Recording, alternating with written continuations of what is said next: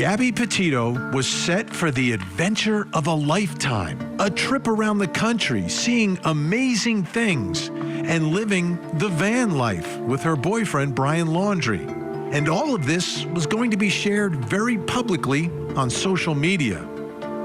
But this trip was anything but amazing. It was deadly. Gabby went missing. Brian returned home without her. He said nothing to Gabby's parents. Brian's parents said nothing to Gabby's parents. There was silence. Brian and his parents hired a lawyer. Then Gabby was found murdered, and Brian disappeared. Then the investigation turned into a manhunt for a suspected killer, until Brian was found dead in a swamp, the victim of a gunshot wound believed to be self-inflicted.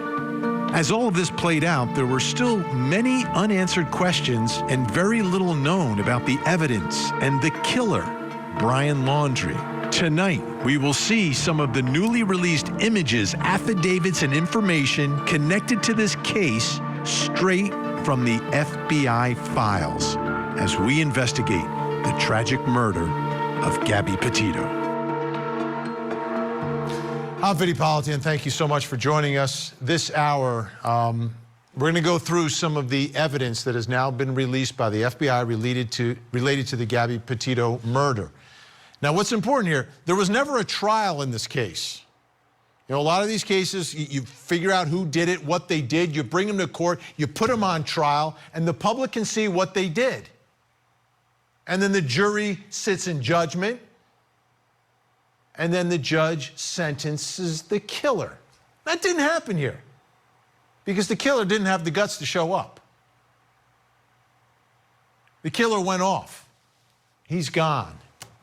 So a lot of this information that would normally come out during the course of the trial, the litigation, we don't know. And trying to understand the story that so many people became invested in because of this young woman named Gabby Petito. We have some special guests who are joining us as well. Let me bring them in right now. Gabby's father, vice president of the Gabby Petito Foundation, Joseph Petito, is with us. He's joined by Gabby's stepmom, the foundation's secretary, Tara Petito, and also with him, the president of the Gabby Petito Foundation, Gabby's mom, Nicole Schmidt, is with us.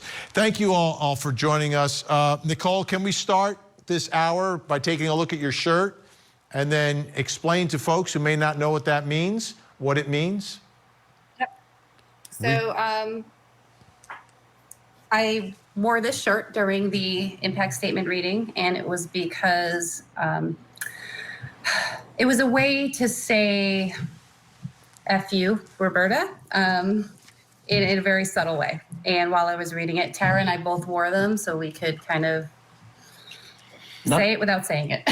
Not so subtle. Not so subtle. Yeah. I mean, listen, she hurt us. She hurt her family. She hurt my daughter. And yeah, we're angry at her.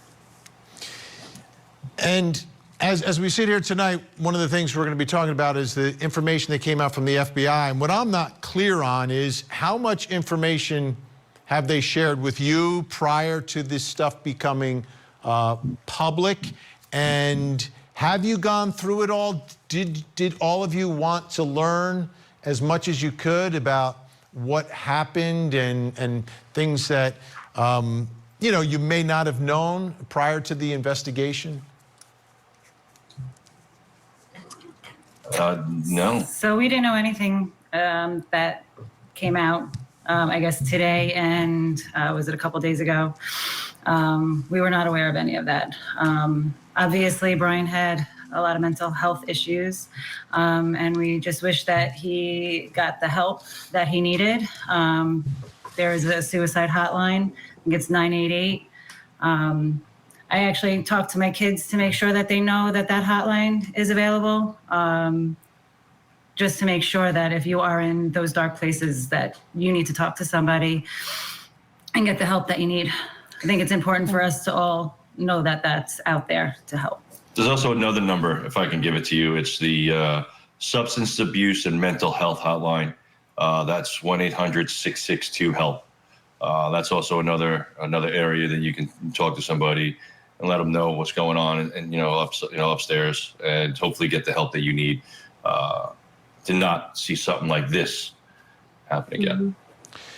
So for people who watched and were invested in finding Gabby and wanted justice for your family eventually and everything else, it goes back to this relationship, because many of us have children. Our children grow up and our children meet people. And sometimes we don't like who they're with, right? For whatever reason.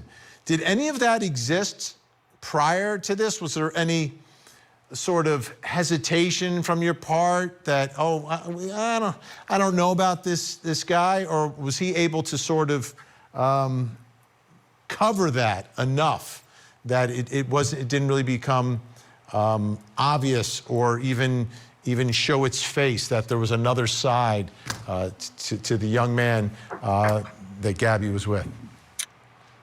I think hindsight is 20/20.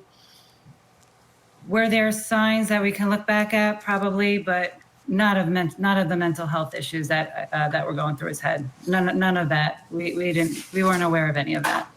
Yeah, and as you saw, he bamboozled the police officers in the video. So he bamboozled all of us. He bamboozled Gabby, and he was really good at that, showing us his good, sweet, kind side. I thought he was a very good, kind person.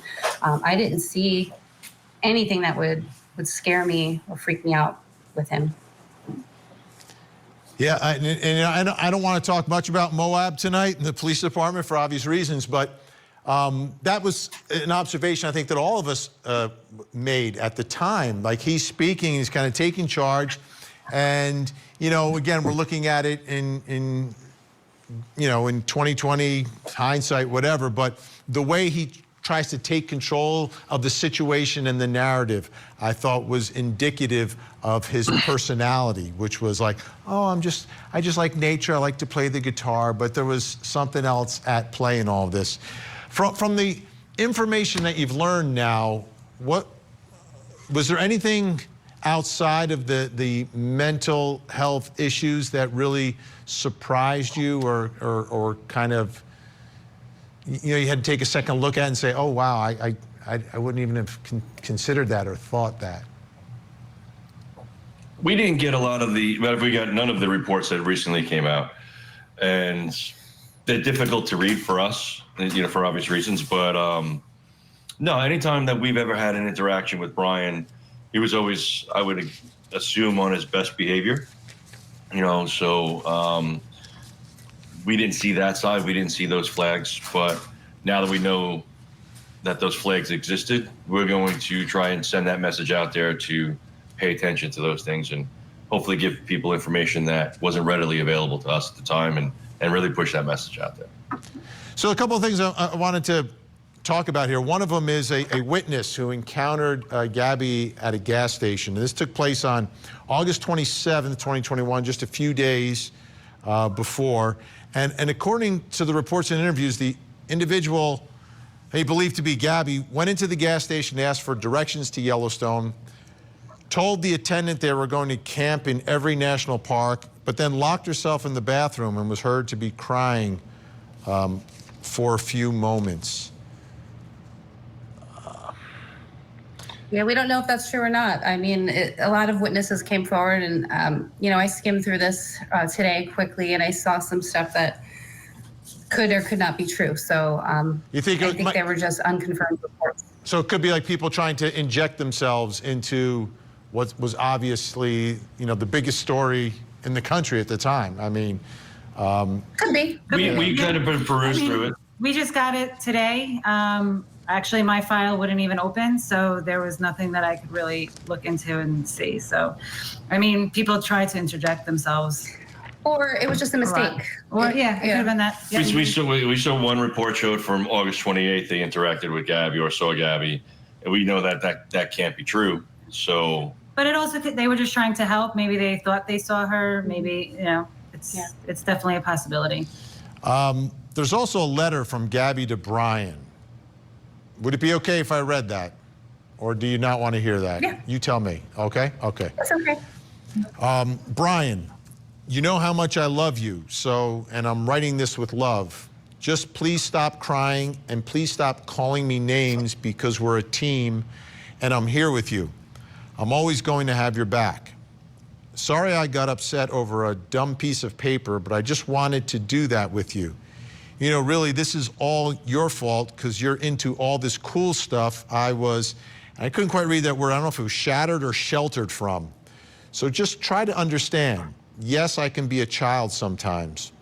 I know, but it's because you give me this energy and I just love you too much, like so much it hurts. So you in pain is killing me. I'm not trying to be negative, but I'm frustrated. There's not more I can do. So as I read that, what are you hearing as I read that? It sounds like somebody who's brainwashed in a domestic violence situation. It sounds like somebody who has very low self-esteem, who doesn't believe in themselves, and they're believing what they're told about themselves. She's begging him for, him to love her and apologizing for something that she's done. So yeah, it's horrible. It's horrible. A lot of things when it comes to domestic violence, you see her taking the accountability or even the blame when the other person doesn't. That's just indicative of how this issue just escalates and just grows from there. And having seen those videos of him, I can picture him like taking the position and crying and blaming her, right? Like, you're hurting me, when it's, the opposite. It's like gaslighting. It's unreal. Mm-hmm.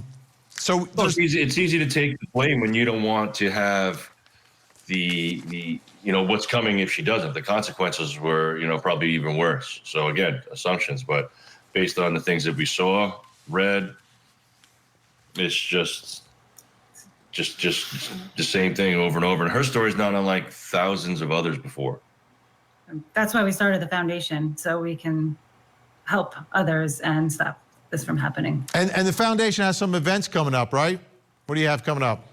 Nice, man. That's what I'm talking about. Say. Yeah.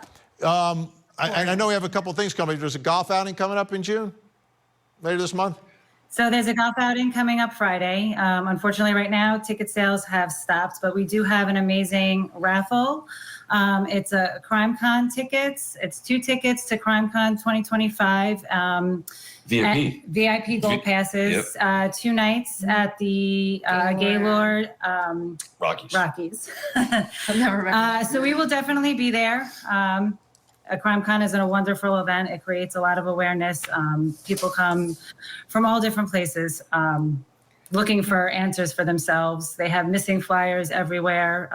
So it is an amazing event. It's $25. CrimeCon donated these tickets for us to give away. 100% of the proceeds go to our foundation to help fight our mission. We actually also hear that, again, this is a rumor, that the hotel might actually have been sold out on the blocks that they had with that. So this is 2 VIP gold tickets and 2-night hotel stay. So, and CrimeCon, I was apprehensive about going the first time, and we've gone 2 years in a row. And it's amazing to see the support system that CrimeCon offers to others when it comes to advocacy and just storytelling and ways to protect yourself or get out of certain situations. That huge missing person wall, it really is just great to see. And my assumptions were way off, and it really is a great event, and we hope to be part of that for many years to come. You can get your tickets at our website, GabbyPetitoFoundation.org. They're also sponsors at the event, so they're supporting us in many ways. Fantastic. Okay, everyone is going to stay with us, correct? Yeah. All right. When we come back, we're going to go through more of this newly released information from the FBI. This week, we're getting you all ready for the major trials. Plus, Friday, our voice for the victims shines a light on the mystery behind the murders at an upscale shopping mall. Opening statements with Julie Grant. Mornings at 8/7 Central on Court TV. He took an oath to protect and serve. But now this former police officer is accused of murder. We'll take you inside the courtroom as Miles Bryant faces a jury. The Taken Teen murder trial. Weekday mornings on Court TV.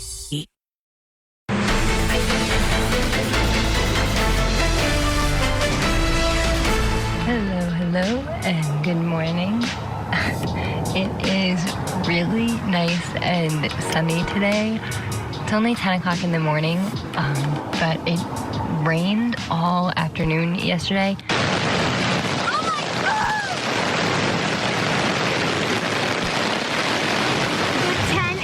Coming in on me. The wind is so bad. You see, this was supposed to be part of the adventure, right? You travel the van life, you're going around the country seeing amazing things, and we know what ended up happening to Gabby Petito. And I think it was part of that adventure that I think really captivated the nation so much, because she was like doing what so many people want to do. I just want to see everything. I just want to see the world. I want to taste it. I want to be there. I want to experience it. And what she experienced was evil in the end. So the FBI has now released a bunch of information, and I want to go through some of it with you right now. And there's a lot. Electronics that were seized, an iPhone, GoPro, cameras, various camera equipments, batteries, SIM cards, flash drives. You would expect to find that, right? Because they were doing a lot of social media work. Items from their trip, the patches from various national parks, travel brochure. You're going around, you're seeing it all. Images from surveillance. Now this is significant. It's Brian Laundrie, the killer, with the van at a gas station, and this is after the murder, on his way back. Then there were the books that Brian Laundrie apparently had: No Country for Old Men, The Watchtower, Choke, The Road. Then there's also the search from his room and some of the things that they found in his room: a hollowed out book and a wad of cash. Like, is there ever an innocent explanation for something like that? Unless you don't want it to get stolen. He's got the big wad of cash. What was that for? Then weapons and ammo, brass knuckles, a box of ammunition, some more ammunition, and a handgun owner's, some manuals that were found as well. Then you've got a crossbow and some arrows, some more of the weapons that were found. I don't know if we have that or not. There we do. Crossbows, arrows. And of course, they found some of Gabby's stuff as well, her belongings. One of Gabby's, a shirt, and then some more of the personal items as well, like a hairbrush, computer, chargers, a bag of markers, and even more, they found Gabby's notebook and the letter that we read to you, the letter from Gabby to Brian as well. And then some drawings made by Brian. There's one of the drawings. Minotaur being shot by an arrow. What does that mean? Also, trust no one. Something else that's in his artwork. And then a series of handwritten notes and journal entries also found. And amongst the items and information that was revealed today. Let's bring back in our special guests, Joseph Petito, Tara Petito, and Nicole Schmidt, three of Gabby's parents. So as this stuff is being revealed, not easy. What are you thinking right now, Joe?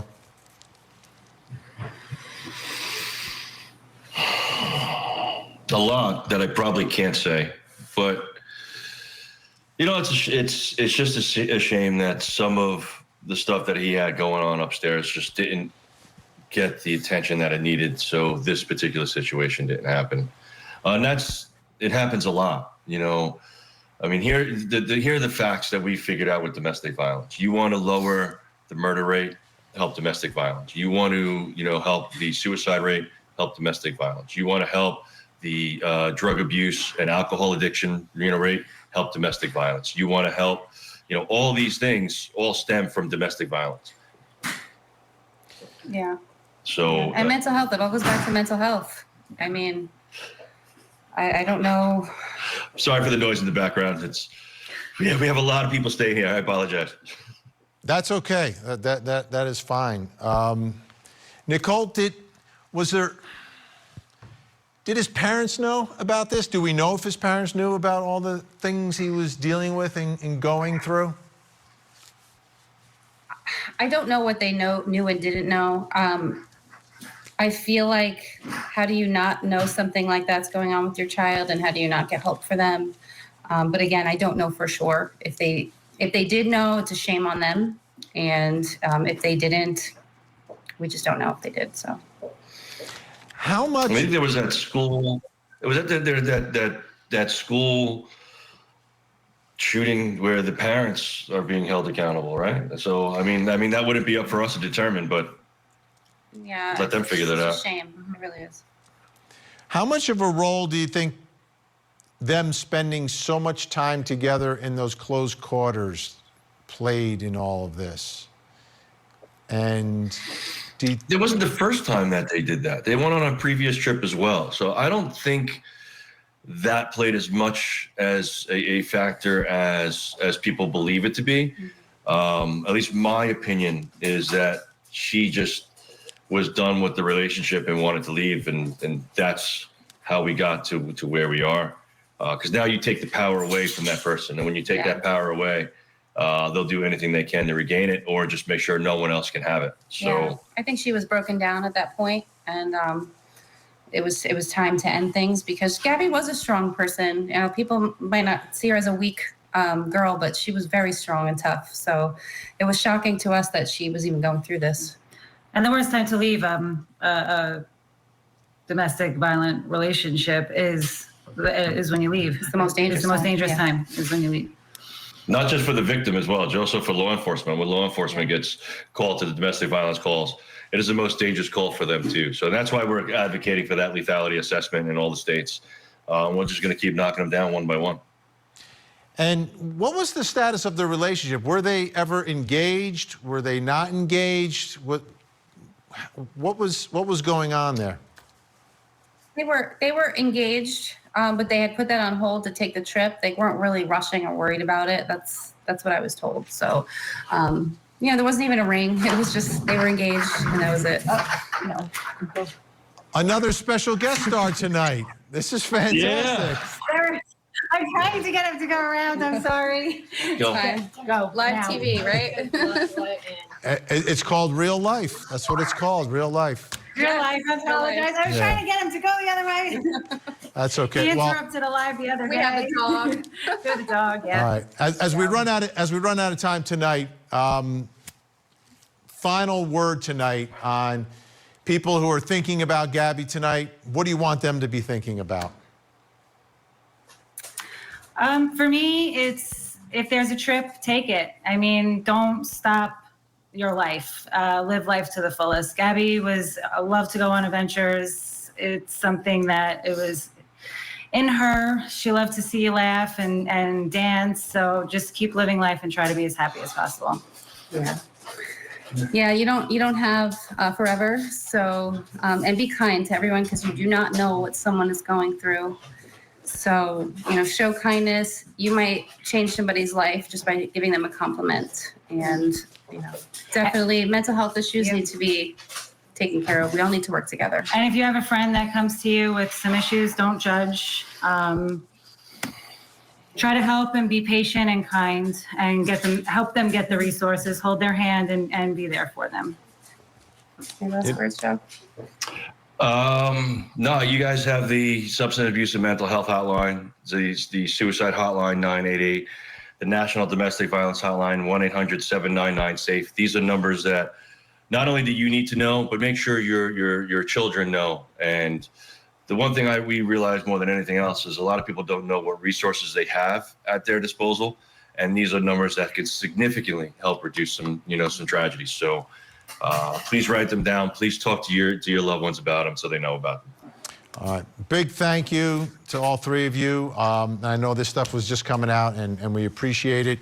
The one thing that I think that's amazing about what you all have done is you have faced the tragedy that no one ever wants to face, and you've come out the other side and you are helping others. And I know everyone at home appreciates that so much. And I know they're all going to go on to the GabbyPetitoFoundation.org, and they're all going to enter that raffle so we can see who's going to make it out to. So just so everybody that's watching too, you know, it's without you, these stories couldn't be, you know, elevated to where they are.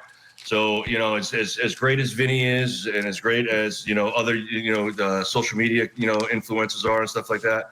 Without the people going on to their lives or tuning into this network, those stories don't get elevated. So thank you to everyone that helps push those stories out. Continue, hit those likes and subscribes for those people so you can see those things go out. Together we can. Together we can. That's it. Thank you so much. Get back to real life now. Take care of everybody else in the house. We appreciate it. When we come back, folks, we're going to continue going through all of what we're learning from the FBI. We're going to bring in our experts to give their analysis. But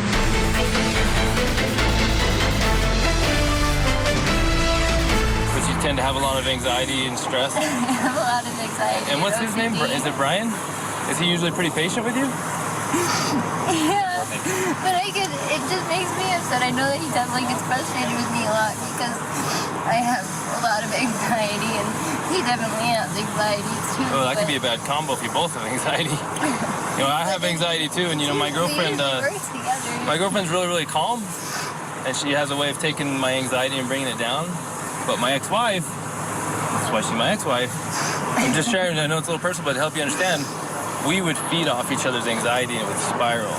You know what I mean? And it doesn't matter how much I loved her. It may be bad for your soul. And I get it, Moab police there, you know, trying to help the situation in some way. But the way you help the situation is by following the guidelines when you're talking about domestic violence and keeping these two apart. I believe a life could have been saved if they just followed what the law is. But they didn't. There's a lawsuit about that. We'll keep an eye on it. In the meantime, we're learning a lot more about the killer, Brian Laundrie. FBI files have been released and made public. You saw Gabby's parents on with us. They hadn't even seen some of the stuff yet. Let me put this up. This is a journal entry from Brian Laundrie, but look at the date. The date is October 26, 2018, okay? It's been 2 years of waking up completely unsure. It's all too much for me. Yeah, I sound like a beep, but it really has been every day for 2 years. About a year ago, I went into a type of mania where I was smashing holes in the wall with my head, kicking through paintings, tearing whatever I was working on, pouring gasoline on myself to burn alive, but getting the lighter wet. Parking out in Murderland, listening to Mac DeMarco with a gun to my head, wrestling alligators. I wanted to die, and the weird thing is nothing's changed. But the timer is running down. Nothing will change. No weight will be lifted. I have no options because I am a ghost, a shell. I never had a home or a family. I want to bring in some experts to help with their analysis. Let's bring in our experts. Joining me, retired FBI Special Agent Bobby Chacon and forensic psychiatrist, trial expert witness, and columnist Dr. Carol Lieberman. Dr. Lieberman, I'll begin with you. This is October 26, 2018. This is a troubled, disturbed person who clearly needs help. And he finished here, I never had a home or a family. Well, who are those two people that got him a lawyer? Yes, they're the people who made him into who he was. Very sad, but not just sad. I mean, yes, he may have had some mental illness. You know, I mean, he talks about mania. We don't know if anybody if a professional ever diagnosed him as manic depressive, for example. But he's sociopathic, he's paranoid. There are lots of, descriptive words that you can use for him. But he was a ticking time bomb, and he was suicidal all the time that he was with Gabby, and he brought her down with him. And she, he's the quintessential bad boy, the OJ type, and the, domestic violence abusive type. And Gabby, like women who go for bad boys, saw the little hurt boy inside of him and wanted to take care of him, wanted to make him feel better. And she sacrificed herself in doing that. You know, Bobby, the other part of his personality, and it came out a lot in those videos, the body camera videos from Moab, is that when he was confronted, because people had witnessed domestic violence, he kind of slid in there, tried to take control of the situation and the story, and all of a sudden, at the end of the day, he had the police believing that he was the victim. Yeah, one of the things about these guys is they're master manipulators, right? They manipulate the women into these situations where the women don't actually leave, even at the years of abuse. And shame on them if they allowed themselves, as the police officers, allow themselves to be manipulated by someone who is a manipulative person. You know, cops should be better than that. They should know that. I dealt with many sociopathic type personalities in my day in the FBI, and so you learn how to deal with them. You learn how to spot them, certainly, and then you learn how to deal with them. And yeah, it's a shame in this case that they allowed themselves apparently to be a little bit swayed or a lot swayed in that situation. They didn't follow their own procedures. They had training. They had an outside agency, an outside company come in, train them up on this stuff, and they just didn't follow the procedures that they had on their books, and it ended tragically. Some interesting things that were found and released by the FBI. We got a Brian Laundrie crossbow and arrows. We take a look at those. Are you concerned at all, Bobby, about this, or you think this is kind of hunting thing, or does this indicate anything else to you? I mean, yeah, you would normally chalk it up to hunting, but, you know, bow hunters are a very specific type of people, and they usually, you know, do that a lot because you have to be proficient at it or you wind up injuring an animal and not successful. And most hunters never want to injure an animal. So, yeah, but I also believe that there was some possible arrows found in the vicinity of Gabby's body or somewhere in that park where she was found. And so I would wonder if there's a tie to the arrows found in the house. I would think that if that were the case, if in fact there were arrows found in the woods up somewhere in the proximity of her where her body was found, that they did a match and see if they were similar or the same arrows that were found in the house. I want to show you a drawing, Dr. Carol Lieberman, that was found. This was you know, again, this is from Brian Laundrie. It's, I guess, half bull, half man with an arrow in the stomach. What are you seeing? Yes. He is that man. He feels as though he's hurt, he's wounded, he's a wounded man. And, you know, I don't know that may have something to do with Gabby, because, I mean, she's written letters to him too, where, she, you know, she talks about being sad, seeing him hurt. But I think that really relates even more to his childhood, to how he felt all his life, really, as a wounded man. You know, it's interesting. The FBI documents are not only letters and diary entries and so on, but also a description by witnesses of their travels. And what struck me was how close they were, how close she could have been to getting help. You know, that, for example, in 2 instances, they talk about her crying in a bathroom, in a gas station. People knew that she was hurting. It wasn't just the Moab police. Of course, they are responsible for, you know, they're supposed to be the ones to know about this and to do something about it. But even other places where people saw that she was crying, she could have asked for help along the way. And it's so sad. You know, a lot of times these women just protect the bad boy. Yeah,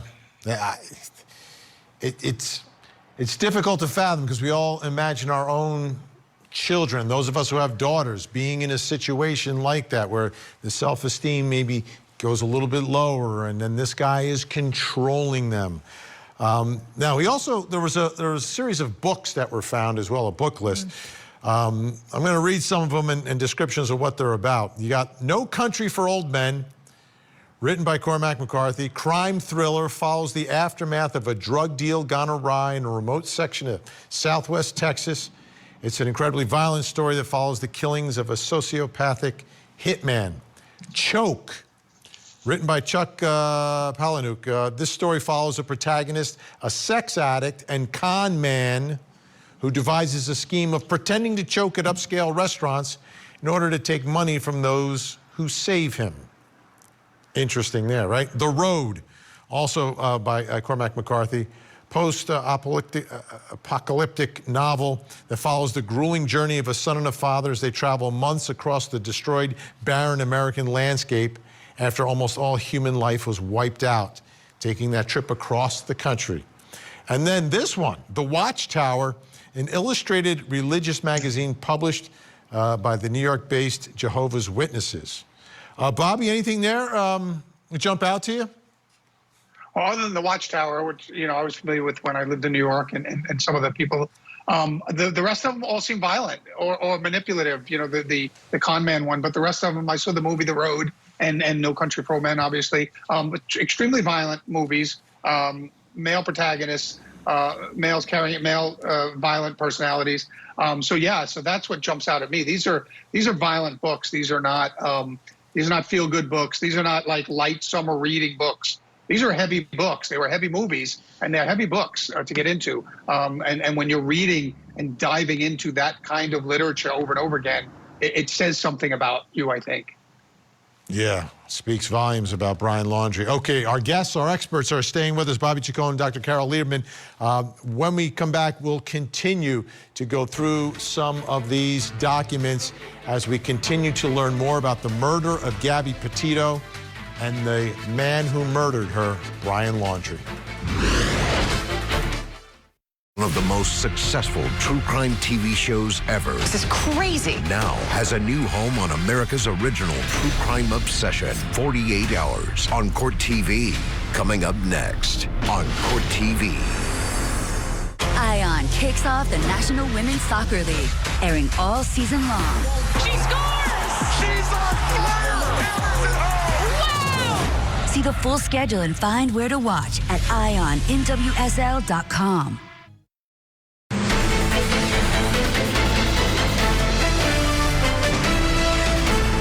More from the FBI files on Brian Laundrie. Brass knuckles and ammo found together.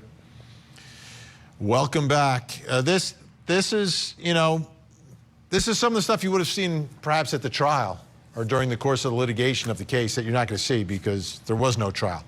This is Brian Laundrie died in a swamp.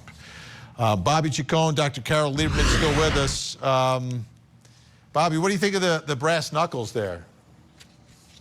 It's hard to tell, Vinnie. I try not to ascribe too much to this stuff. It's in a house that's occupied by multiple people. We don't know how long they've been there, how long they've had them, who they really belong to, if they were ever actually used. It could, certainly it wasn't used in the commission of the crime against Gabby. And so, some of this stuff is odd to be there, but it's hard to say. Like you said, if there was a trial, we might be looking at this more and in a different light. But in light of what happened, this stuff has minimal value in my mind. Dr. Carol Liederman, I want to show you a picture here, another one of the drawings by Brian Laundrie. And this one, I'm calling it the Trust No One drawing. What are you seeing there, and can you glean from it? What questions would you have for Brian Laundrie if you were shown this and you were sitting down with him? Well, I would ask him to tell me what it means to him, but it's been, trust no one. It speaks to his paranoia, number one. And then the other part has been described as a skull, a knife on the skull. It's a little hard to make it out. But, they did find, even before this, they found in his house various drawings and so on. I mean, this is what he used to do. And he was a loner, he was an outcast. But I think what we could see, too, is that, trust no one. And so it was very hard for him to trust Gabby.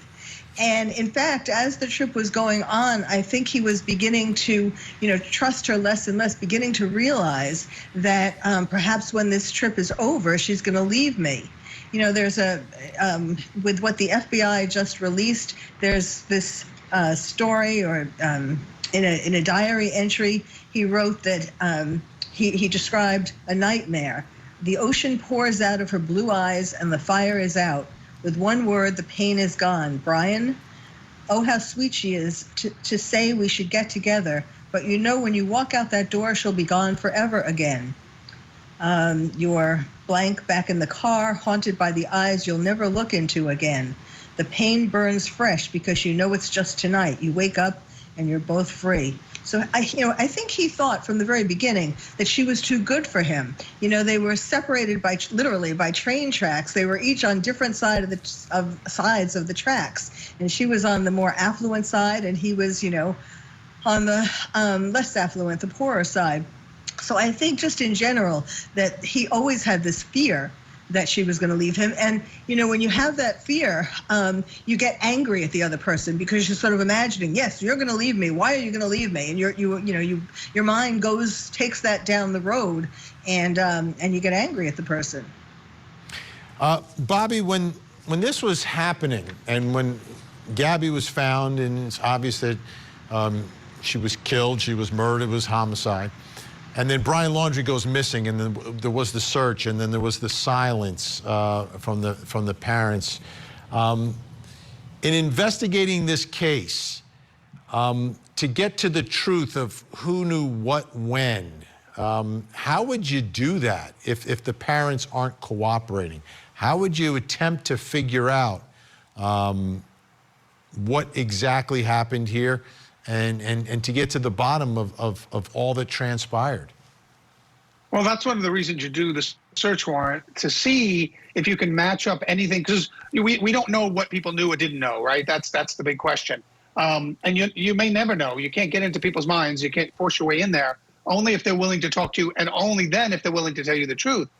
So what you try to do is you try to match up any pieces of physical evidence to what actually happened. We knew he was found in a certain place, in possession of certain things, and now certain other things were in the house. So you try to match up the physical pieces of evidence to the things that what happened, because you can't always rely on what people tell you, even if they are willing to talk to you.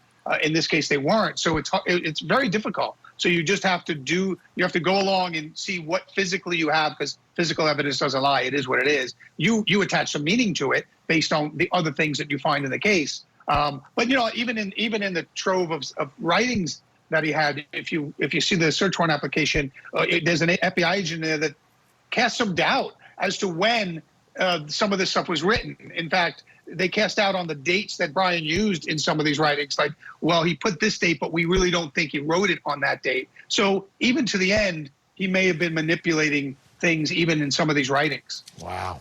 We have about 20 seconds, Dr. Carol Lieberman. What's the big lesson from this entire saga and tragedy involving Gabby?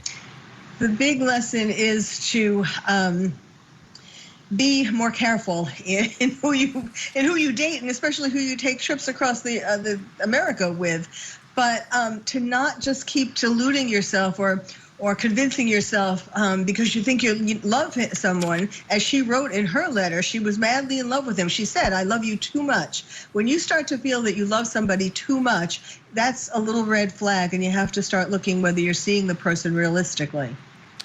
Dr. Carol Lieberman, Bobby Chacon, two incredible experts. Appreciate your valuable time. Thanks so much. Thank you.